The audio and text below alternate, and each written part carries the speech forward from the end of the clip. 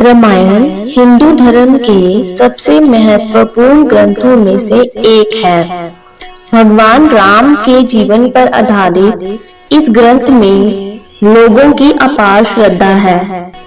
वाल्मीकि जी द्वारा लिखी गई रामायण में कई सीखने लायक बातें हैं, लेकिन कई ऐसी बातें भी हैं जो आपको रामायण के बारे में नहीं पता होंगी। आज हम आपको ऐसी ही कुछ बातें बता रहे हैं। वाल्मीकि ने सबसे पहले रामायण लिखी थी। तुलसीदास ने बाद में रामचरितमानस नाम से इसी का रूपांतर लिखा था।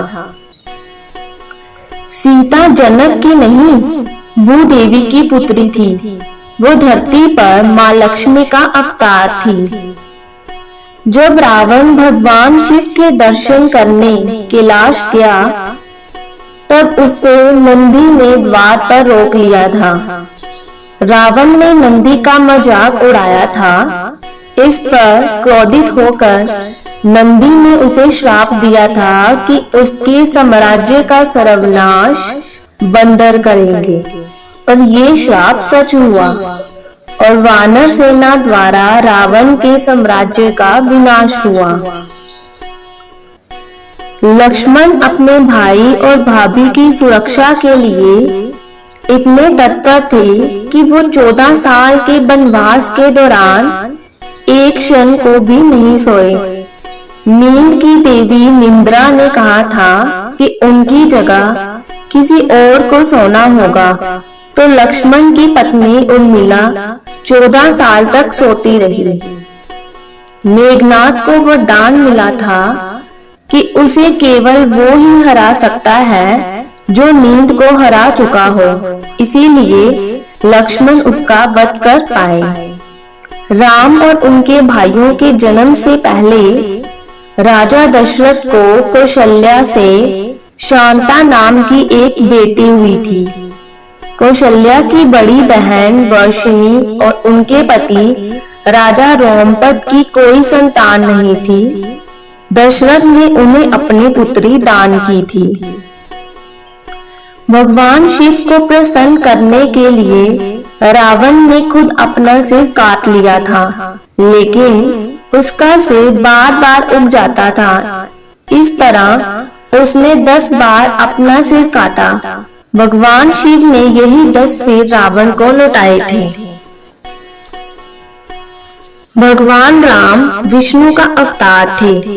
भरत उनका सुदर्शन चक्र थे और शत्रुघ्न उनका शंख।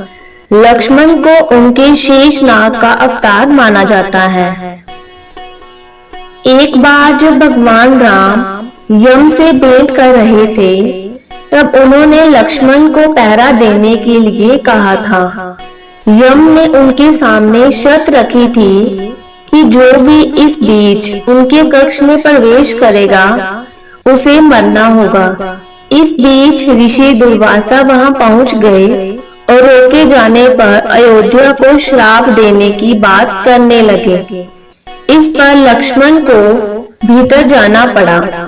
इसके बाद उन्होंने सरयू जाकर अपने प्राण त्याग दिए। राम के राजा बनने के बाद एक बार उनके दरबार में नारद ने हनुमान को विश्वामित्र के अलावा सभी ऋषियों को प्रणाम करने को कहा, क्योंकि विश्वामित्र एक समय पर राजा थे।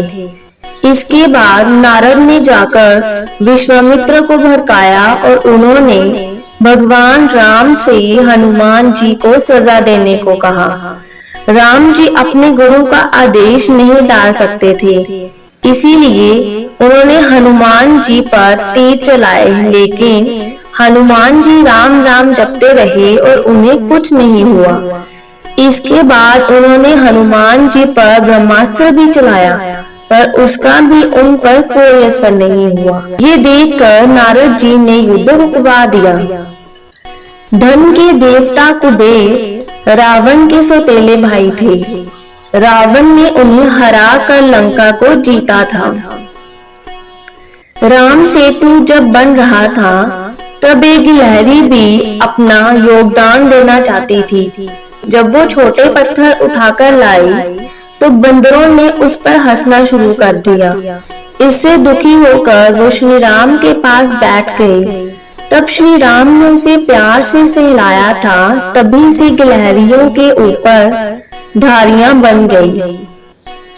जब भगवान राम और उनकी सेना से लड़ने के लिए केवल रावण बचा था, तब उसने अपनी विजय के लिए एक यज्ञ करवाया।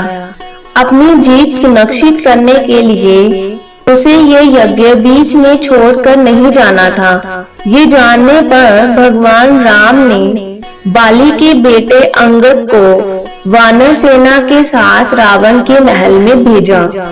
वानर वहां जाकर हुड़दंग मचाने लगे, लेकिन रावण पर कोई असर नहीं हुआ। अंगद ने मंडोदरी के बाल खींचना शुरू कर दिए।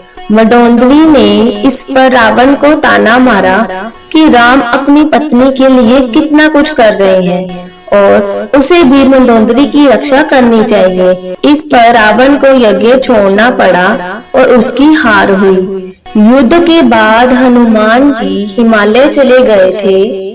वहां उन्होंने पहाड़ों पर अपने नाखूनों से खोदकर भगवान राम की कहानी लिख दी थी। जब वाल्मीकि अपने रामायण दिखाने वहां पहुंचे तो ये देखकर निराश हो गए कि हनुमान जी की राम कथा उनसे बेहतर है। ये देखकर हनुमान जी ने अपनी राम कथा को मिटा डाला। गायत्री मंत्र में 24 अक्षर हैं और रामायण में 24,000 श्लोक हैं। हर 1000वें श्लोक का पहला अक्षर मिलाया जाए तो गायत्री मंत्र बनता है। ब्रह्मा ने रावण, कुंभकर्ण और विभीषण को वरदान मांगने के लिए कहा था। इंद्र को डर था कि कुंभकर्ण इंद्र आसन मांग सकता है, इसीलिए उन्होंने सरस्वती जी से कहकर उसकी जीभ बंधवा दी और उसने इंद्रासन की जगह निंद्रासन मांग लिया। रावण ने ब्रह्मा से श्राप बन चुका वरदान वापस लेने को कहा तो उन्होंने कुंभकर्ण को आधे साल सोते रहने का और आधे साल जागने का वरदान दिया। युद्ध के दौरान उसे जागने के लिए उस पर से हजारों हाथी गुजारे गए थे। ये उसे उठाने का एकमात्र तरीका था। अगर ये आपको वीडियो अच्छी लगी हो तो वीडियो को लाइक करें और हमारे चैनल को सब्सक्राइब करें।